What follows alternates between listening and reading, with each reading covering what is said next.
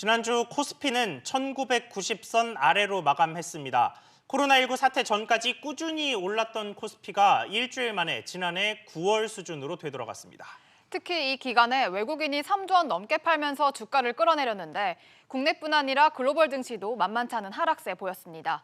그러면 이번 주 투자 전략은 어떻게 세워야 할지 알아보겠습니다. KTB투자증권 영업부 이성훈 과장 전화로 연결돼 있습니다. 과장님 안녕하세요. 네, 안녕하십니까?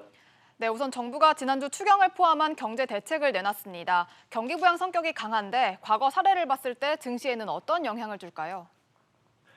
네, 우선 지금 현재 봤을 때도 정부의 어떤 여러 가지 추경 편성안이나 여러 가지 대책이 좀 나와주고 있습니다. 그런 점에서 봤을 때는 지금 그나마 좀 작은 주가의 좀 반등이 이번 주에 좀 예상이 되지 않을까 판단이 되고 있고요. 역대 네 번째로 1분기 추가 경정 예산안까지 속전속결로 처리해 꺼져가는 경기회복의 불씨를 대규모 재정 투입을 통해 되살리겠다는 계획이지 않나 지금 생각이 좀 되고 있고요. 추후에 봤을 때도 이제 메르스 때도 세입 경정 보완 11조 6천억 원 규모의 추경을 편성한 부분이 좀 있기 때문에 지금 현재 상황에서 봤을 때는 이번 대책으로 이번에 코로나에 했던 대책으로 추경과 함께 다시 진행 사항과 추이 또 경제의 영향 등은 좀 살펴봐야 되지 않을까 이렇게 판단이 되고 있습니다.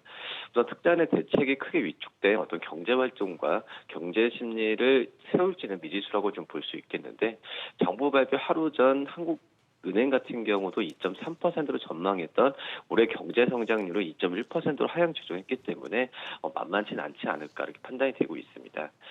그렇기 때문에 이 코로나 사태로 인해서 이 경제 상황에 어떻게 미칠지 부분이 이번 주에도 어떤 주식 시장에 짓누를 수 있는 그런 포인트이지 않을까 이렇게 좀 판단이 되고 있습니다.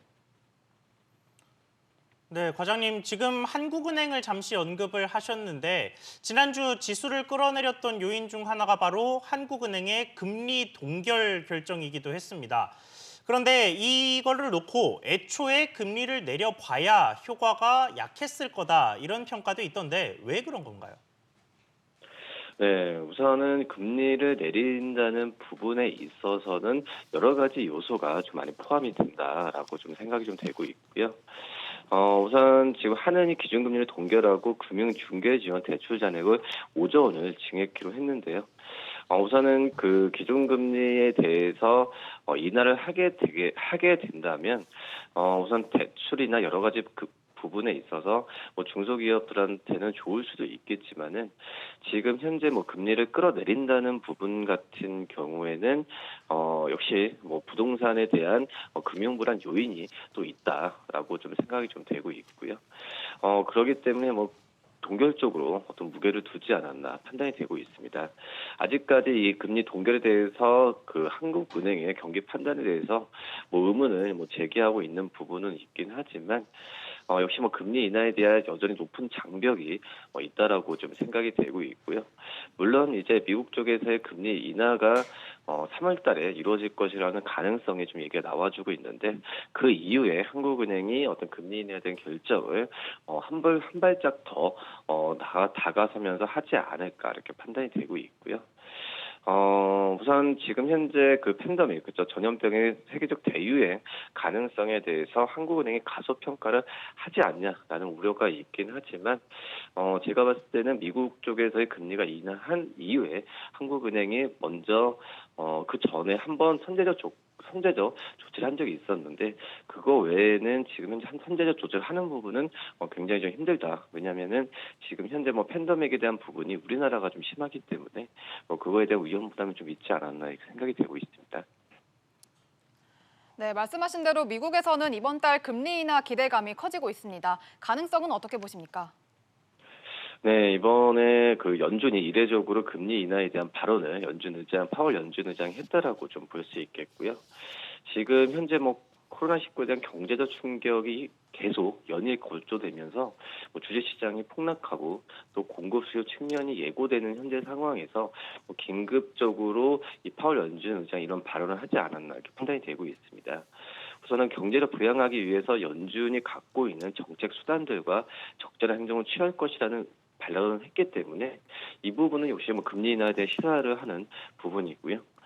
작년에 미국과 중국 간의 무역 전쟁 충격이 전 세계 경제 성장의 먹구름을 씌웠던 만큼 그 이후에 바로 이런 발언과 함께 금리에 나선 바 있습니다. 그러기 때문에 지금 현재 상태에서는 3월 달에 금리 인하 부분이 50% 이상은 가능성이 있다라고 좀 판단이 되고 있고요. 우선 그 경기 회복을 빠르게 하기 위한 선제적인 금리 인하 카드이기 때문에 지금 금리 인하에 대한 가능성이 점점 높아지고 있다라고 좀 판단이 되고 있습니다. 네, 마지막으로 이번 주 주요 이벤트 짚어주시고 투자 전략도 부탁드립니다. 네, 이번 주 같은 경우에도 역시 이벤트, 그러니까 코로나에 대한 어떤 관심이 더 있는 상황에서 이 부분 코로나 이 팬데믹이 경제 지표에 미치는 영향을 봐야 된다라고 말씀을 드렸는데 우선 월요일이죠. 이번 주 월요일 오늘이니까 미국의 2월에 ISM 제조업 지수 그리고 중국의 2월에 최신 제조업 그러니까 PMI 지수에 대한 부분에 있어서 이 코로나에 대한 영향이 어떻게 영향을 미치는지 살펴봐야 된다라고 볼 수 있겠고요.